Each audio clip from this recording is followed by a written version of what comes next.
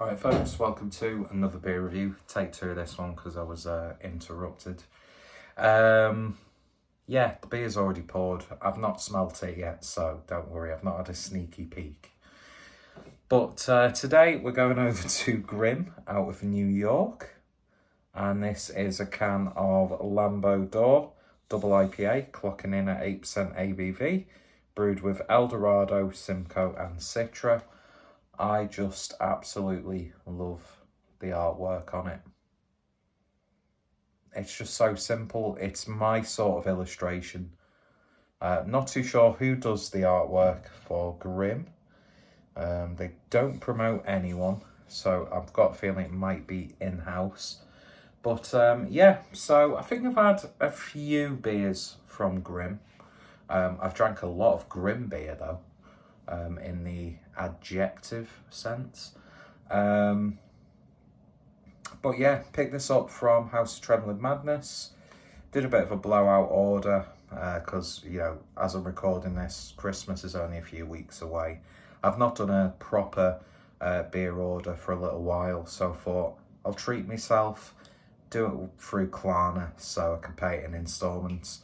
But Knobhead here just clicked on pay in full. Or didn't realise that the pay in full option was selected, and I forgot to swap it to my debit card as opposed to my credit card.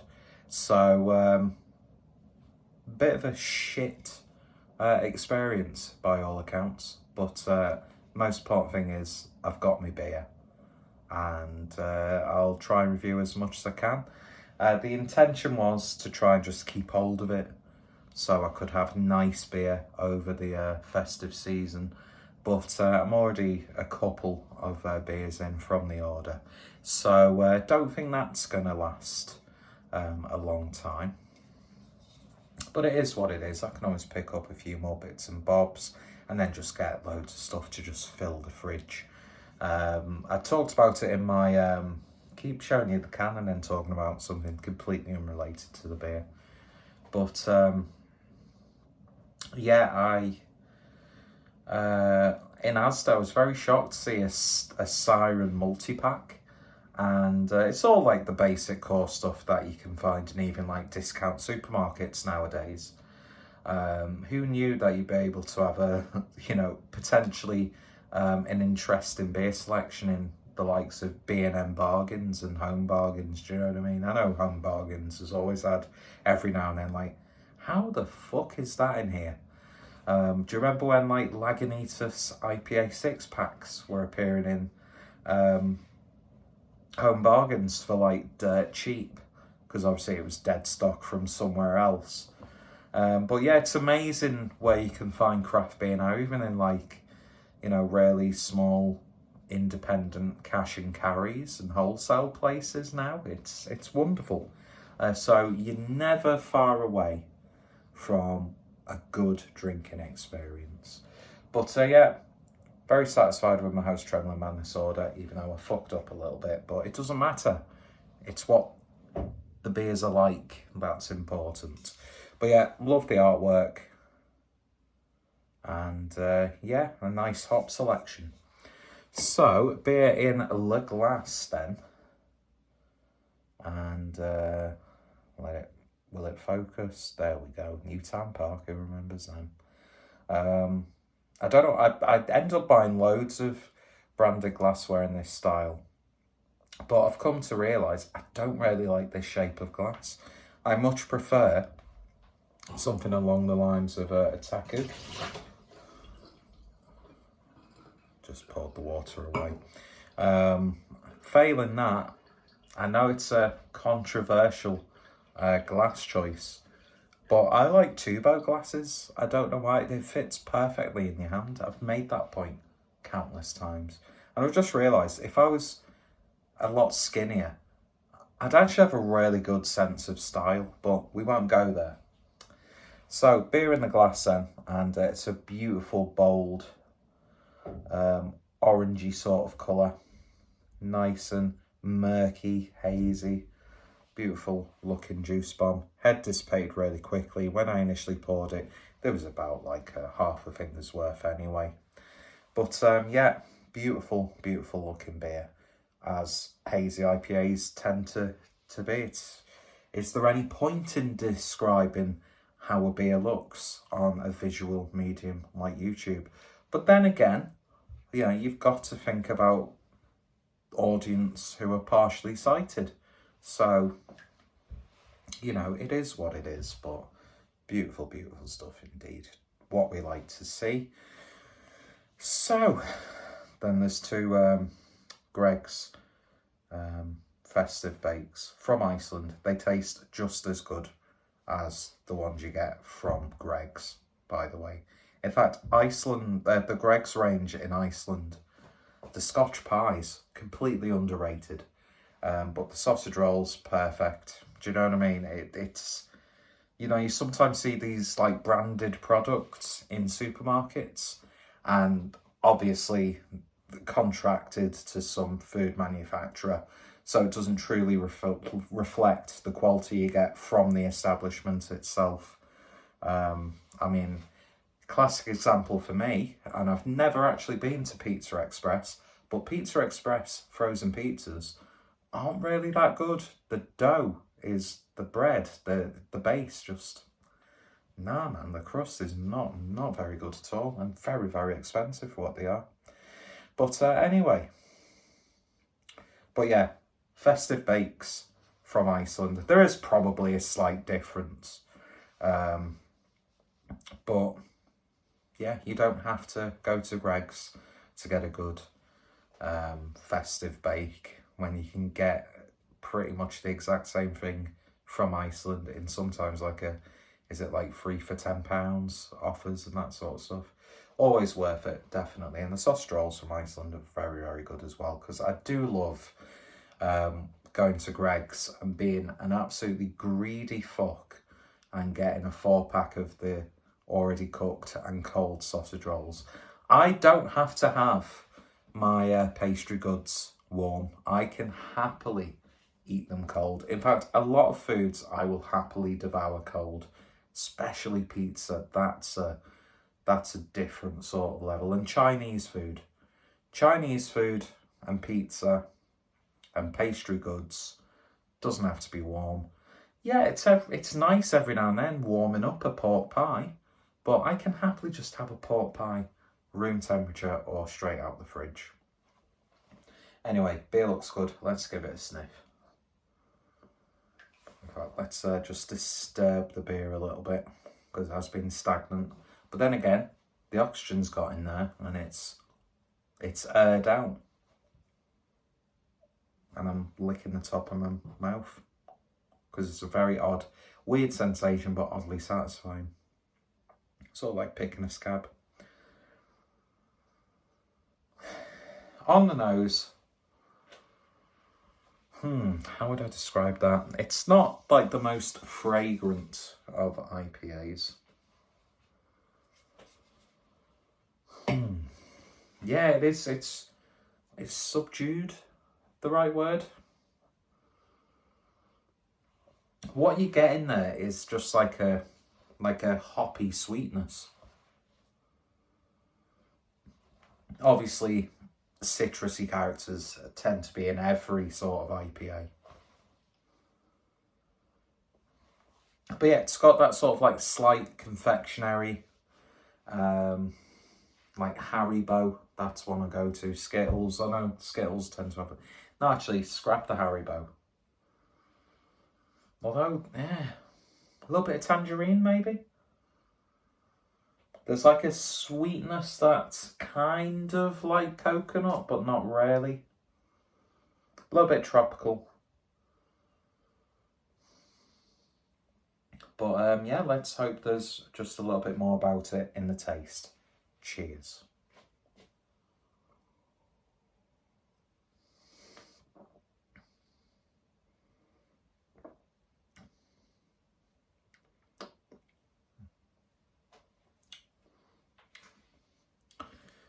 Mouthfeel is just ridiculously satisfying.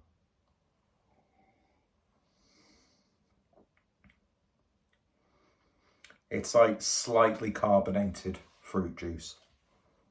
The texture of it, you know, like it's like you've still got that sort of like texture from the pulp almost.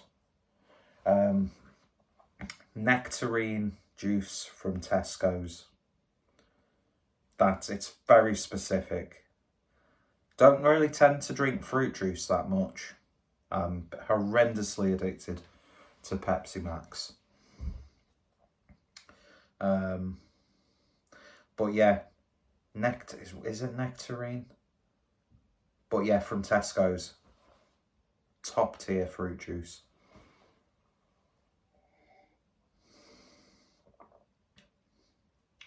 It's got that sweetness, but it's not like in your face. There's a little bit of earthiness there just to keep it grounded.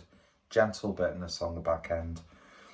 Do you know what? It's one of those IPAs where because a lot of IPAs have that like one domineering characteristic that sometimes brewers will play upon when they're coming to name the beer or describing the beer. But I really, really appreciate flavoursome yet ridiculously balanced IPAs where, in regards to reviewing them, this is a terrible beer to review, but what I can say is ridiculously satisfying with every mouthful.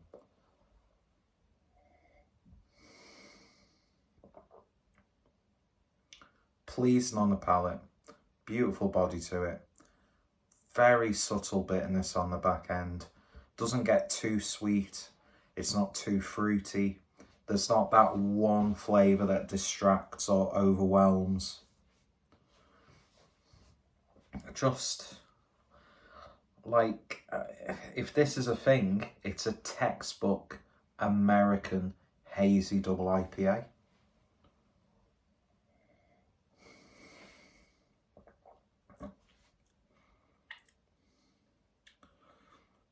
Just the right amount of tropical. I don't like it when IPAs go too tropical, that go too mango, passion fruit. Not a big fan. But yeah, it's harmonious. That's how I would describe it. The hop bill is harmonious. Every hop complements and blends well together. Because how many times have you had like an IPA where you see what the hops are and you're hard pressed to detect like a third or 2/3 of the hops that are in there? But then again, that's the beauty of it. I'd imagine I'm not a brewer by any stretch. I've never brewed anything in my life aside from like a cup of tea. But yeah, it's those nuances really where like sort of they necessarily one hop characteristic cancels out that hop characteristic, but then the aftermath of that, the result of that, gives you this characteristic. That sort of thing, that's what I'm getting in an analytical sense, even though I've got no reason to have an analytical approach to anything, because I work in customer service. You know, I'm not reverse engineering, technology or developing, proton fucking, you know what I mean? But that's how my mind's taking this. It's like they've really carefully thought out. Well, obviously you've got to, when you're coming up with a recipe for a beer, you've got to carefully, think out things. Because there's a very sort of like, a chemistry approach to it. You can't, sometimes you can just throw stuff and see what happens, throw stuff together, but you do really get a sense that they've carefully selected the hops, obviously carefully selected the hop providers, what's in harvest at the time. It's, I could imagine it's a satisfying but really tedious thing to do. sometimes is to brew a beer. But yeah, 8% ABV. You're going to demolish it. You really, really are. There's nothing in there to tell you that this is 8% ABV. Dangerous juice. And it's one of those IPAs that personally, I could imagine some people saying, oh, it's a bit boring that. I want like a really bold, in-your-face, you know, characteristic. But I don't always want that. In fact, these are the most ideal IPAs for me. High quality, wonderfully brewed, and just, you can't put your finger on it, but you just want to drink it. And is that not what we want, really? On like a human level? I don't know. Let's not get too deep and philosophical. You know, I'm the many things of beer tube, but you know, the Dostoevsky or Nietzsche of beer tube is, who uses the term beer tube nowadays, by the way. But yeah, highly, highly, highly, highly recommended. Lovely stuff indeed. And like I said, just like a classic example of the American brewers. Just, you know, yeah, we've had that discussion that, oh, well, you don't have to pay that much for that beer when this brewery in the UK has brewed something borderline comparable for, you know, like 2/3 of the price. But sometimes it's worth paying that little bit, and it wasn't really that expensive from what I remember. But yeah, very, very happy with that. It's the complete package for me. Fantastic artwork. And just a wonderful, wonderful beer. It's understated, drinkable, balanced, nuanced. Someone will drink this and they'll pick out like a really strong flavour.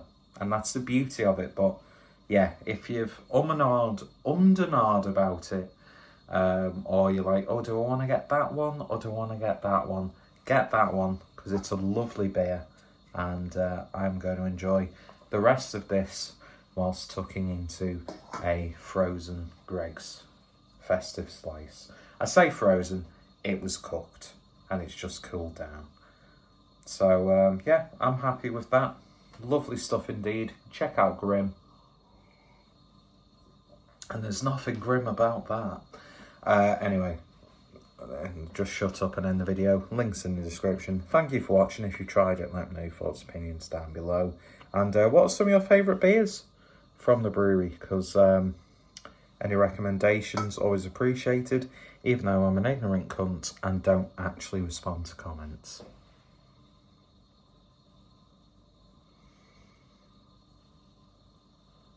Clueless Drinker has become a female substitute music teacher. Bye.